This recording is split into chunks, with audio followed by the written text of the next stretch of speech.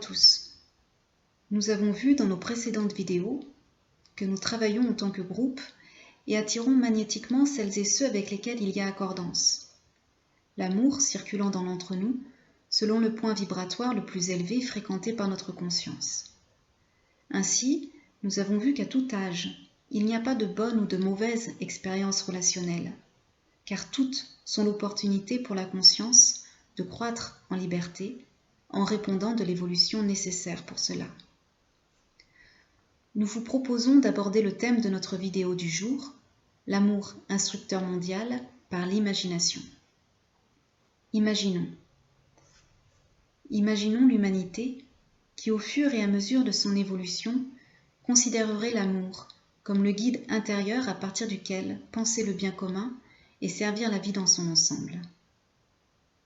Imaginons alors la joie, traversant en continu chacune et chacun d'entre nous et poursuivant son chemin en irriguant le réseau éthérique global, abreuvant toutes les vies de sa formidable énergie nécessaire à tout être pour œuvrer dans la matière au service de la vie planétaire.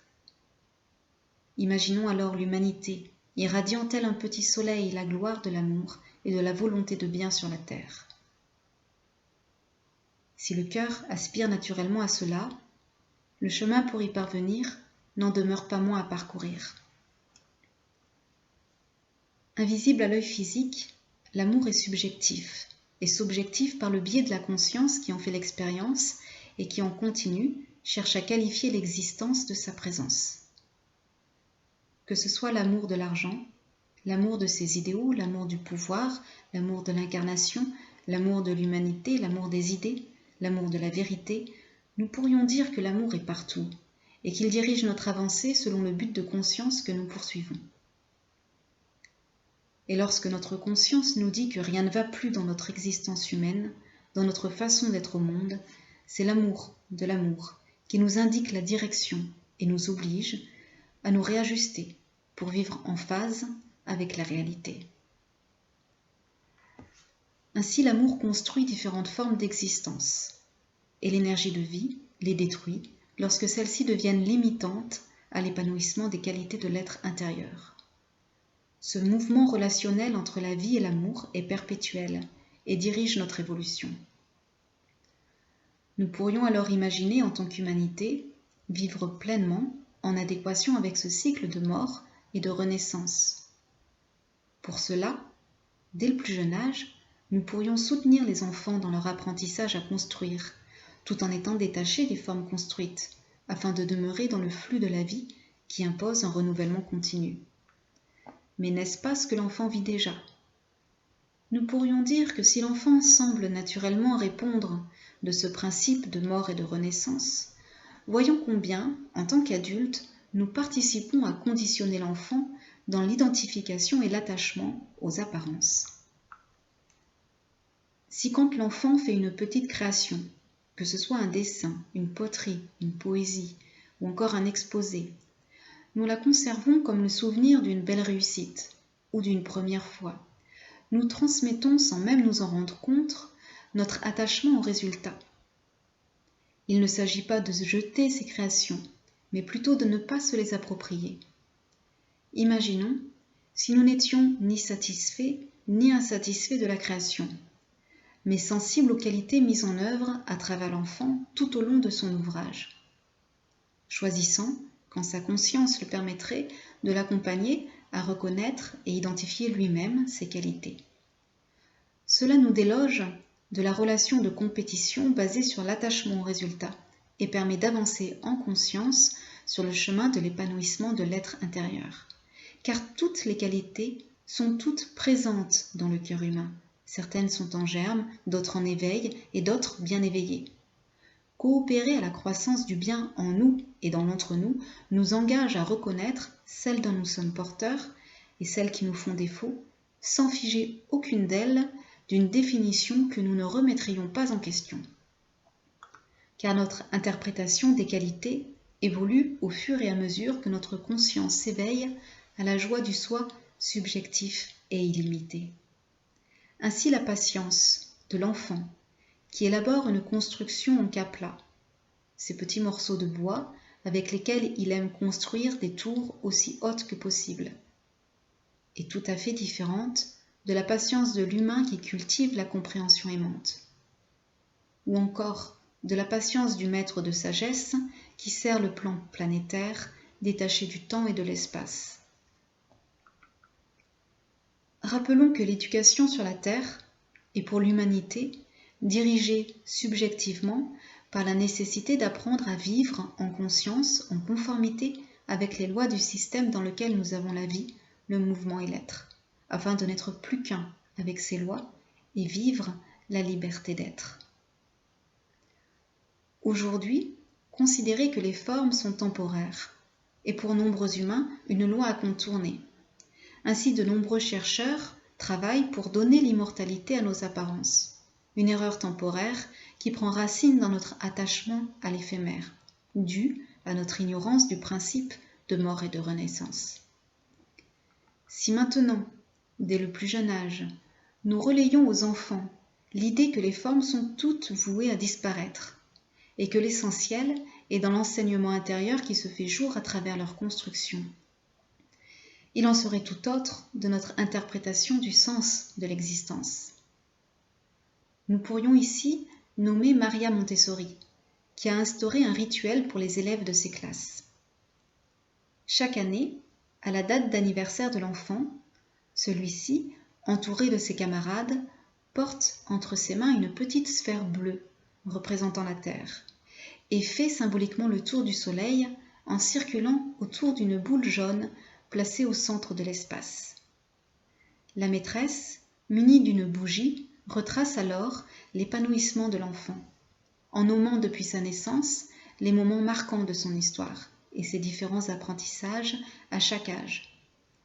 Ainsi l'enfant apprend à s'inscrire en conscience sur un chemin d'éveil des qualités de son esprit dans sa relation à lui-même, aux autres, à sa famille et au monde.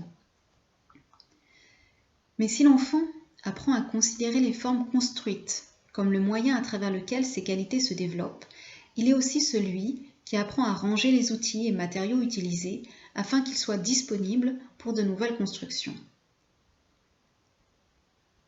Si l'instruction est invisible à l'œil physique, l'enseignement qui s'actualise en terre intérieure lors de la construction et de la déconstruction est clair à l'œil du cœur qui se tend vers la vision spirituelle, celle de l'esprit, dont la volonté est d'œuvrer à la gloire d'un monde de qualité.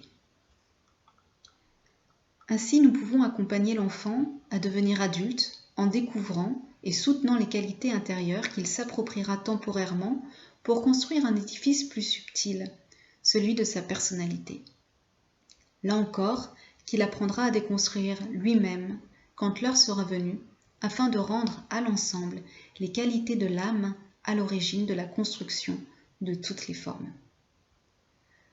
Reconnaître les qualités à l'œuvre dans l'élaboration de cet édifice plus subtil demande aux veilleurs silencieux qui reconnaissent l'évolution de la conscience à l'œuvre une divine indifférence des apparences temporairement disharmonieuses de l'ado en révolte. Rappelons-nous qu'il en est ainsi sur une échelle supérieure quand nous parlons des êtres plus avancés que la masse de l'humanité qui reconnaissent à travers les crises que nous traversons collectivement l'épanouissement des qualités de l'âme universelle à l'œuvre. Mais revenons sur un tour de spire en dessous. Ces ados qui construisent leur personnalité et qui se fixent le but d'une existence d'adulte idéal et qui l'atteignent. Après différentes grises existentielles, ils réorientent leurs pensées vers plus grand qu'eux-mêmes et aspirent à œuvrer au bénéfice du bien commun, portés par un idéal d'amour qui dépasse alors leur sphère locale.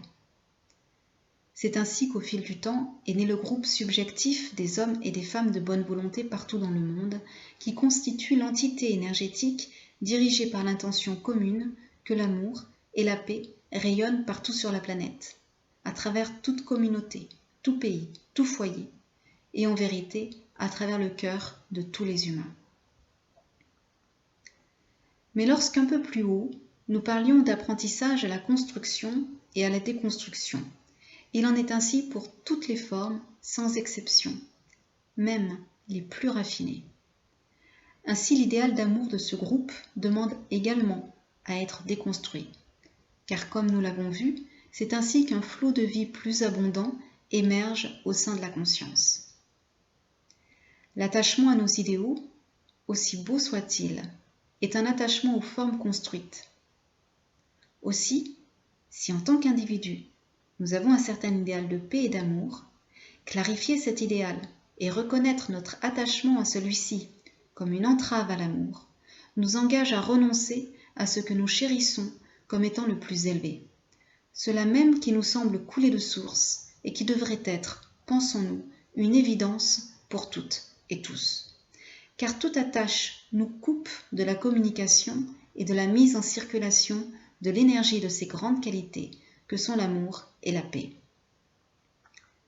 Ainsi, si notre intention commune demeure, les modalités de mise en œuvre de ces principes se modifient au fur et à mesure que nous découvrons la réalité à l'œuvre derrière les apparences. Celle-ci dépasse tout ce que nous pouvons imaginer en termes de beauté. L'ignorant n'est pas responsable du bien, du beau, du vrai, mais celui qui, ayant découvert la réalité, qui gît sous les événements du temps, qui connaît la plénitude de l'être, et s'entête à faire le choix de vivre pour lui-même, est coupable de ne pas servir l'enseignement qui appartient à l'ensemble. Ainsi on peut préférer son idéal à la réalité, car celui-ci nous donne temporairement un faire-valoir sur la place publique. Mais si nous sommes prêts à renoncer à nos idéaux, imaginons, faisons comme si tout ce que nous considérons comme problématique aujourd'hui ne l'était plus. Prenons le temps de respirer cet état d'être. Quel vécu s'installe dans nos cœurs unis? Imaginons que cet état intérieur d'unité, de silence, de vacuité, de joie solennelle soit l'état d'être à partir duquel œuvrer à nos affaires quotidiennes. Notre objectif n'est alors plus de travailler pour changer le monde, nos conditions d'existence, avec ce fervent espoir de vivre un jour l'amour sur la terre, mais au contraire de penser, aimer, travailler à partir de la puissance de la joie d'être ensemble, en action, dans le monde. Penser et agir à partir d'un état de plénitude, non à partir d'un état de manque, laisse progressivement transparaître l'amour de la présence et change l'ensemble de nos relations quotidiennes en qualifiant l'existence de la beauté de la réalité. Bien des problèmes que nous considérons comme tels trouvent leur solution dans notre alignement à la réalité. L'amour est le don, l'offre, d'où s'origine la demande d'épanouissement. Ainsi l'amour indique la voie vers laquelle se tendre, car il est le serviteur universel de la vie une. Accueillir et recevoir l'héritage de l'humanité nous demande de renoncer à notre ignorance, s'oublier soi-même pour entrer dans l'omniscience, l'omniprésence, l'omnipotence de l'amour et découvrir l'état de conscience du serviteur, l'âme sur son propre plan. Vivre l'omniprésence de l'amour nous engage à renoncer à l'identification à l'ici et maintenant. Vivre l'omnipotence de l'amour nous engage à renoncer à l'amour de notre efficacité personnelle. Vivre l'omniscience de l'amour nous engage à renoncer à notre orgueil pour obéir à la sagesse de l'unité. Imaginons maintenant que l'amour de l'unité, sa force, sa beauté, sa lumière, domine en tant que réalité notre conscience et que nous parvenions à demeurer dans cet état de conscience solidaire, libéré des opinions personnelles sur l'existence. Puis visualisons cet état comme la surface d'impression d'un silence supérieur, celui de l'énergie dynamique du soi unique, qui guide l'avancée de l'humanité sur le chemin de la vérité. Ce plan énergétique, où nos esprits se fondent en un seul esprit, qui est la puissance de la joie créatrice, le soi divin dont nous sommes toutes et tous une étincelle. Entourée de matière plus dense, notre volonté universelle a donné corps dans l'existence au désir, nous poussant à aimer l'incarnation, à vouloir exister et concrétiser.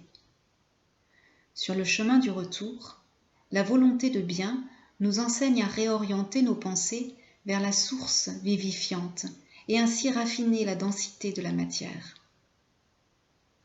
En apprenant à renoncer consciemment à tout idéal de perfection formelle, en élevant notre regard. Car en vérité, il n'y a pas de forme parfaite à construire, mais la perfection d'une vision divine à rejoindre.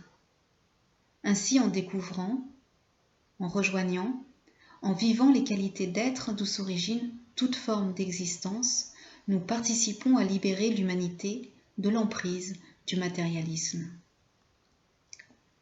L'omniscience, l'omniprésence, l'omnipotence sont les attributs fondamentaux du soi divin.